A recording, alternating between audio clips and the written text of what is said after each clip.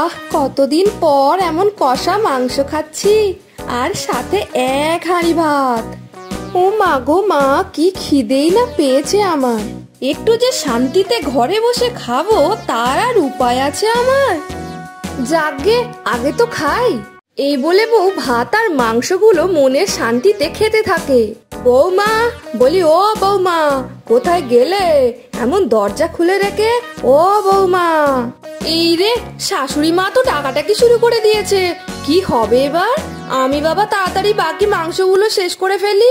এরপর বউ খাওয়া শেষ করে মাংসের কড়াইটা আর হাঁড়িটা রান্নাঘরে চুপে চুপে রেখে আসে।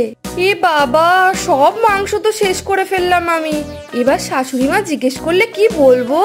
আরে এ কি বৌমা, তুমি রান্নাঘরে আর আমি এত ডাকাডাকি করছি, সাড়া দাওনি কেন তাহলে? মানে মা, আমি তো বাইরেই ছিলাম। তারপর দেখলাম রান্নাঘর থেকে কিসের জন্য একটা আওয়াজ আসছে।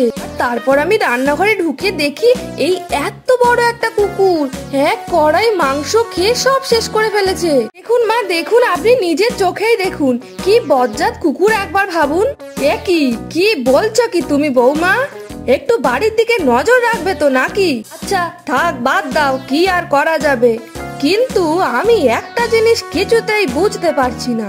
আমি তো বাইরেই ছিলাম, তাহলে কুকুরটা ঢুকলো কি করে? হ্যাঁ মা, সেটাই তো বলছি। একবার ভাবুন তাহলে, কি পাজি কুকুরটা।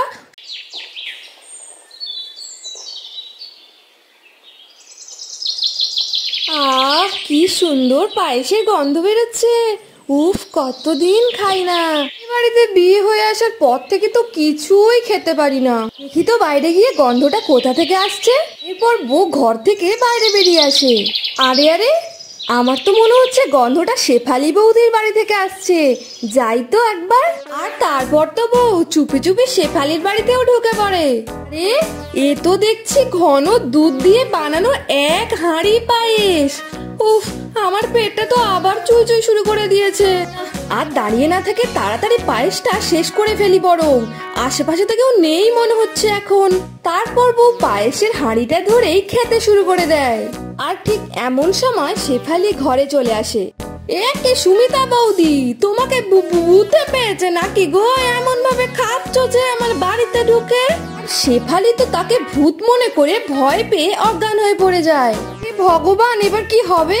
শেফালি বৌদি তো আমাকে দেখে ভূত ভেবেছে আর ভয়ে অজ্ঞানও হয়ে পড়ে গেছে। যাই বাবা, আমি এবার এখান থেকে পালিয়ে যাই। এই বলে বউ হাঁড়িটা ফেলে রেখে চলে যায়। এরপর একদিন শেফালি সুমিতার শাশুড়িকে গিয়ে সবকিছু বলে আসে। এরপর শাশুড়ি মনে মনে ভাবতে থাকে আর সবকিছু বুঝতেও পেরে যায়। তার মানে বাড়িতে ভালো মন্দ রান্না হলে সেগুলো কোনো কুকুর বিড়ালে খেত না।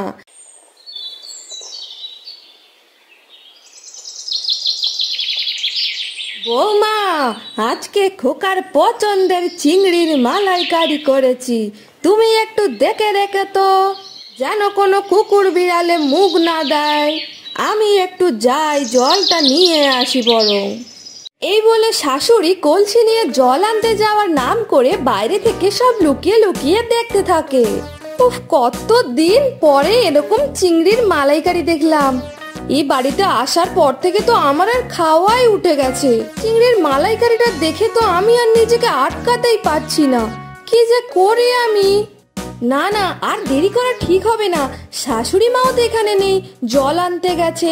আমি বরং এই সুযোগে চিংড়ির মালাইকারিটা শেষ করে ফেলি। এই বলে তো বৌমা টপা টপ চিংড়িগুলো খেতে থাকে। আর সঙ্গে সঙ্গে শাশুড়ি মা তো রান্নাঘরে এসে বৌমাকে পুরো হাতে নাতে ধরে ফেলে। এ কি মা, আপনি এখন জল আনতে যাননি? আপনি? হ্যাঁ, জল আনতে যাইনি বাচ্চা। জল আনতে গেলে কি আর জানতে পারতাম এত বড় বিড়াল কুকুর রান্নাঘরে ঢুকে? তা হ্যাঁ গো বৌমা, তোমার কি লজ্জা শরম নেই গো নাকি?